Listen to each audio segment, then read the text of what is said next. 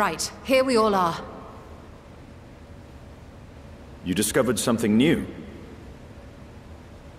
I took a closer look at that device.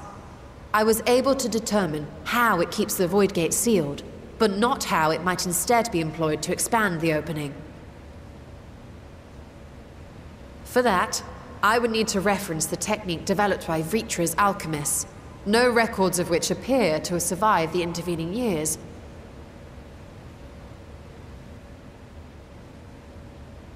We know this, so why have you sent for us?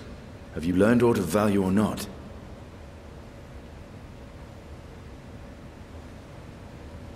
Patience, good sir. One must introduce the subject before launching into specifics.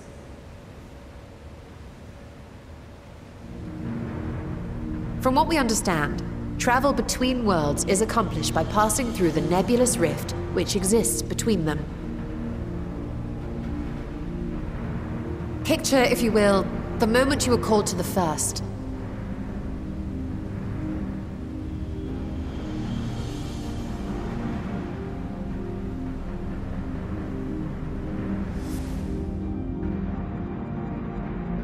You touched a focus of some kind to help the Exarch pinpoint your location. His summoning spell then channeled the energies of the Crystal Tower to begin your journey to his world.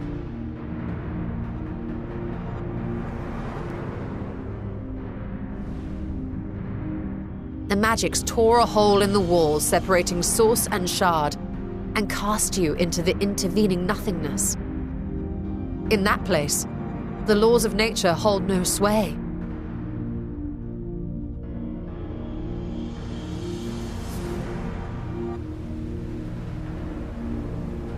Yet even through this realm of temporal and spatial instability, you were borne safely to your destination in the first.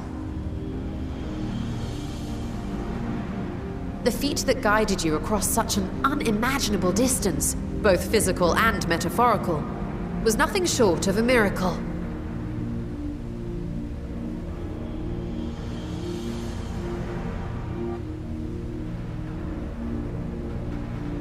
Then what of the many void scent found in the source? Who guides them here, and how? An excellent question. Though there are several methods by which the Void's denizens might intrude upon our world, the rituals of summoning are the most typical. For example, let us consider the Gargoyle, a creature of middling power.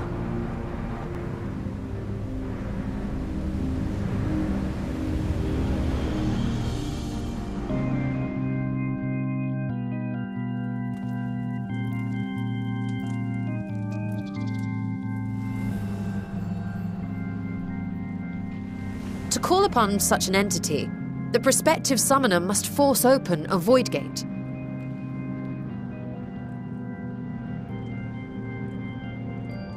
The portal lasts but a moment and is relatively small, allowing only an imp or other lesser being to squeeze through with their physical body intact.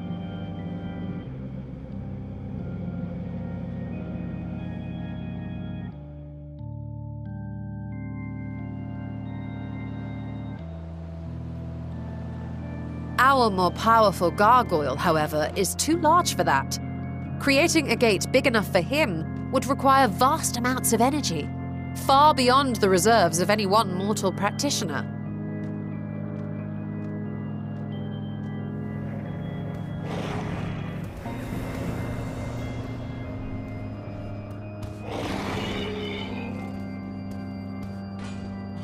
Instead, 'tis far more common to bring over only the entity's soul. We had a taste of that ourselves when a certain Exarch dragged us to the first.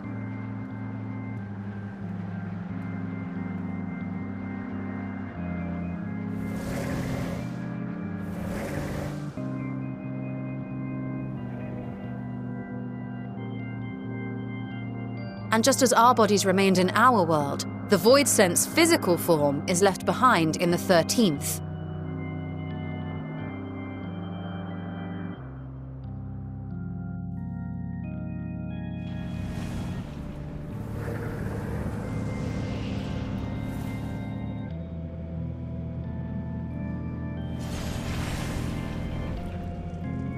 Once at its destination, the summoned soul is granted a temporary shell to inhabit.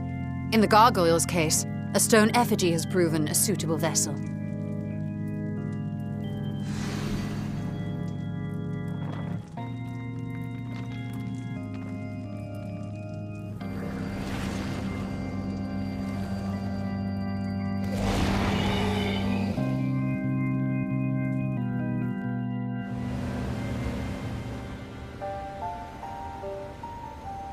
Wait. You said that void scent must be called here deliberately by someone in the source, reeled in like a fisherman with his catch. Exactly. For a being to navigate the chaos of the rift, with or without form, there must needs be a guiding agent on the other side.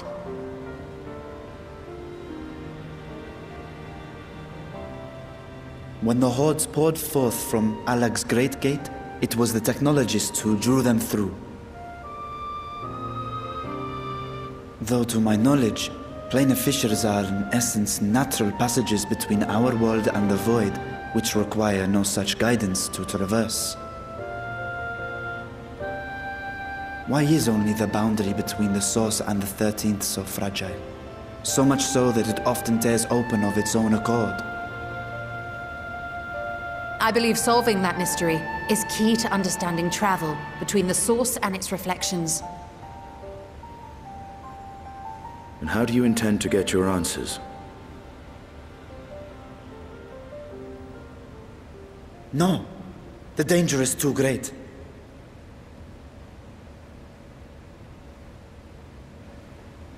Perhaps.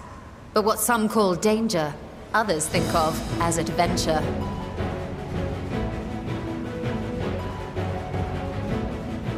Were you not listening to my tale?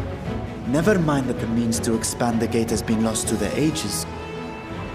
Even could you force the portal wide enough, you would be greeted by an army of murderous horrors the very instant you step through.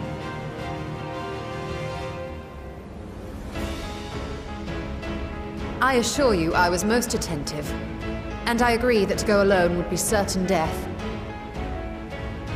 But if I were to bring along one who has already braved the 13th and humbled the cloud of darkness, well, I imagine my chances would be much improved.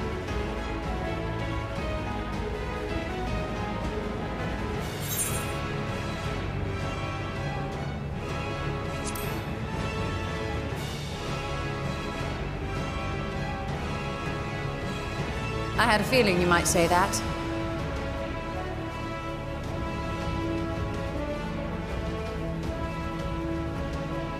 Once again, I put my life in your ever-reliable hands. That said, as much as I would like to march straight back to the Void Gate, there is the small matter of being unable to open it without the Satrap's personal authority.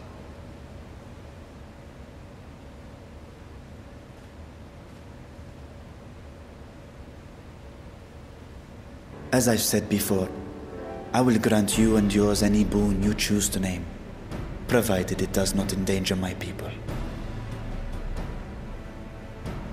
You have my word that we will take every precaution. Not a single void scent will be allowed to threaten Radzat Han, assuming we manage to expand the portal in the first place. You have a plan. Actually, I had hoped you might help us with that. I presume the alchemists you retained supplied you with some explanation of their methodology. That they did. House Daimir was overseeing the project. Daimir. Ah, yes. The family associated with the great work.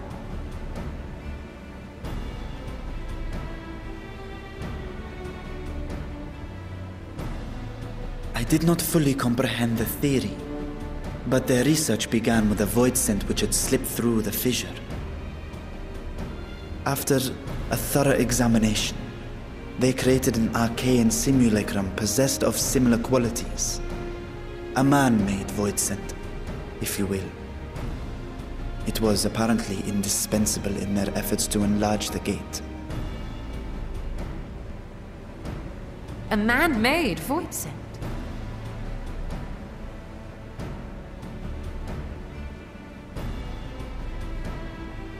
Yes. Being great admirers of the Archons, House Daemir submitted detailed notes to Charlene's official committee. They expected praise and accolades for their simulacrum, and were thus devastated to be informed that their work had been classified as prohibited material. If that's true, then those notes might still be stored in a forbidden archive somewhere. Not Google, of course, since that library had yet to be built.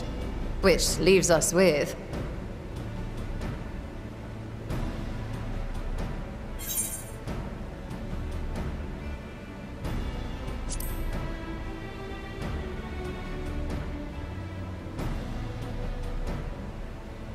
Yes, it may very well hold a copy.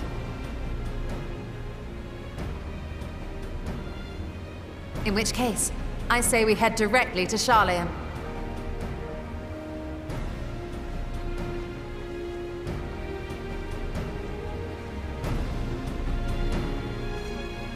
Unless you anticipate needing help to reach the high shelves.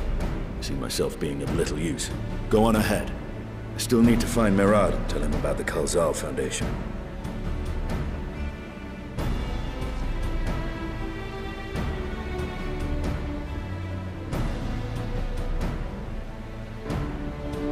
Let us be on our way as well.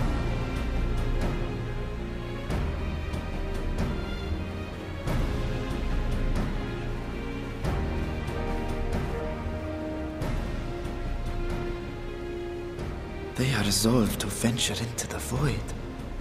Do I sit idly by?